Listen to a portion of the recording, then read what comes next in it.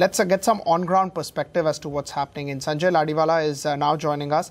Sanjay, if you could just first tell about the recent contracts which are being signed. Is the way these large companies supplying to government is changing? How do you see that? What's essentially the buzz on the street?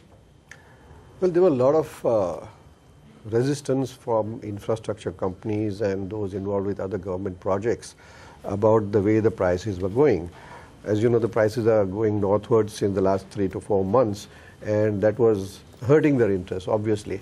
So I believe the government is working out something, or has already worked out something with the manufacturers to cap the price and give an assured quantity for the entire year. This is, of course, not yet 100% confirmed, but I believe something of that sort, and the quantity being confirmed is about 27 million tons, which is hell of a lot, is being earmarked for specific infrastructure projects, which will augur well for those companies because they will get cement at a fixed price all throughout the year and won't be subject to the vagaries of price fluctuations. And also it gives an assurity, operating cost of cement is quite high, so it gives a assurity that these sales would at least happen. That's right. So for the manufacturers also it's a win-win situation because for them it's assured sales at it gives stability to their prices. So they are also, when monsoon the prices crash and all, they are also not subjected to that. So it's sort of a win-win situation, though I don't know the prices. If they are reasonable both ways, then I think it would be a win-win for both. Right, but whenever such big quantity tenders would be out, you think that there will be a discount to the current market price or to an average current market price rather, let's just put it that way? Absolutely. Absolutely. Otherwise it's not workable. If there is no discount, then because of the quantities involved, I think they're planning a portal on which you can put in your demand and the fixed prices, depending on where the plant is located, where the works are located, would be given factory prices. So there will definitely be a discount to the market price and the quantities would be also confirmed. So I think it would be a win-win. Right. Can you also just talk to us about the cement demand on the ground? Has there been a pickup ahead of this monsoon season?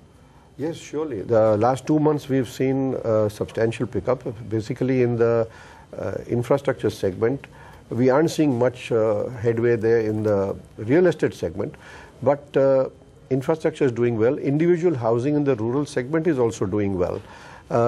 So it's quite a healthy trend as far as demand is concerned. Right, and do you expect this trend to continue? Of course, you would have the hiccup of monsoon coming in, but you don't see a change in the underlying demand? No, in fact, we believe that barring the monsoon, post-October, I think the demand should in fact kick in at a much higher rate. So the next half of the financial year, we should see a much larger pickup in demand. Right. Do you expect the prices of cement to go down in this monsoon season, or with demand being decent and people know that post-monsoon things would likely pick up, there would not be much correction? No, there would be a correction. I wouldn't say there would be a very great correction, but there definitely would be a correction because the demand comes up very substantially. So there will be a correction during the monsoon, but that's expected. There's nothing new. Right. Just in terms of demand, can you just tell us region-wise, is South now doing much better because in the last few years there was no capacity which was put over there? Absolutely. Not only because of that, but because of a lot of demand coming in from Telangana and Andhra. We are seeing quite a substantial pickup in demand in the South. Do you expect that to continue and there is still a supply shortage over there? No, there is no supply shortage as such, but the demand rise will continue because infrastructure projects, irrigation basically, roads, bridges and all are coming up quite fast as far as these states are concerned. So these are long-term projects, so the demand should continue. Right. What do you make of, overall cement in terms of demand? Do you expect that if infra has to pick up, cement has to pick up first, or it will give an earlier signal versus the infrastructure pickup? No, they go hand in hand. Infrastructure demand. Infra is basically about 35 or 38% thereabouts of the entire demand. So the moment infrastructure picks up, it does give support to the prices of cement. So they both go hand in hand. The moment that picks up, like I'm saying in October, November say, when the demand picks up, you will see that the prices also will be going northwards. So they both go hand in hand. It's not one or the other. Right. Also, if you could just tell us that in terms of cement, what has been the pricing trend? How has the pricing been in this last 2 months with demand going up? Were people ready to pay slightly higher price as well? Well, we have seen some volatility in the north because there is a lot of capacity in the north. So even though the prices went up substantially in March, we have seen some corrections. In the west also recently, in the past 1 week, there have been corrections and prices have come up by about 10 to 15 rupees. The strength in pricing lies in the south, where they have been steadily rising continuously for the last 4 months or so. So these are generally the trends, which just shows that the demand-supply equation as far as West is concerned is not very favorable. There is far more supply than the demand as far as the West is concerned. Not so the case with the North. Right, but at least in West and South, the pickup would continue? West, I don't know, because not many projects are yet coming in and the supply is quite a lot. South, yes, the pickup should continue. Right. Overall, there was a lot of M&A activity also in the cement space in the last 2-3 years. You think now that is behind? Companies would focus on organic growth? Yes and no, in the sense that there are some companies which are too small and not yet very viable, which may be acquired by the larger units, though there are very few now. So there isn't much scope for consolidation. Therefore, people who want to put in newer capacity will have to look at greenfield plants itself. But having said that, I don't think there is much announcement of newer capacity coming on in the next couple of years. So for the next couple of years, I don't think there's going to be much of a play there. Can you tell us what would be the capacity utilization? What do you expect it to be over the next, say, 12 years down the line? 12 months down the line, sorry.